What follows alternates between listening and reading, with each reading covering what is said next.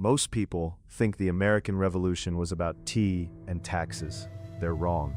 It was high treason, a death warrant signed in blood by 56 men. If they failed, their names wouldn't be in history books. They'd be at the end of a hangman's noose. This is the birth of a nation, forged in the most violent execution of a dream the world has ever seen. 1775, Lexington, Massachusetts. A single bullet shatters the morning mist.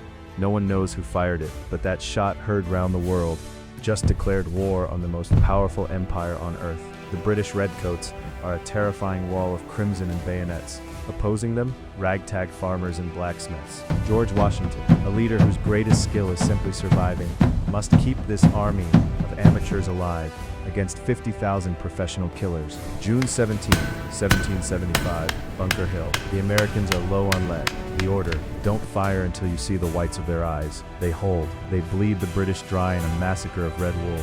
But the powder runs out. The lines break. To the world, the rebellion looks dead on arrival. But if you think Washington is playing by the rules of European kings, you haven't seen what happens when a commander has nothing left to lose. Christmas night, 1776. The revolution is shivering to death. Ice chunks grind against wooden boats in the freezing Delaware River. Men's feet, wrapped in rotting rags, leave a trail of blood in the snow.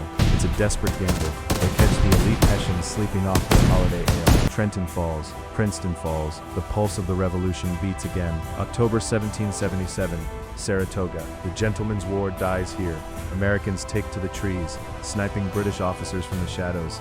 A tactic the redcoats call uncivilized. It works. An entire British army surrenders. France sees a winner and joins the fray. This isn't a colonial spat anymore. It's a global world war. But the hardest part wasn't the fighting. It was surviving the brutal winter at Valley Forge that should have killed the American dream forever. Men huddle in drafty huts, eating fire cakes of flour and water. Disease kills more than British steel. But under the drilling of Baron von Steuben, this mob transforms into a professional killing machine. The war shifts south. The swamp fox Francis Marion strikes from the shadows, disappearing into the mist. The redcoats are exhausted, chased into a corner at Yorktown. October 14, 1781, midnight. Bayonet charges on redoubts 9 and 10. No loaded guns, only cold, silent steel. Cornwallis is trapped. The British march out to the tune the world turned upside down. 7 years of blood for one word: independent. The last British ships vanish on the horizon, but the fire lit at Lexington, because it only takes one person, willing to stand their ground to change the course of human history forever. And that's why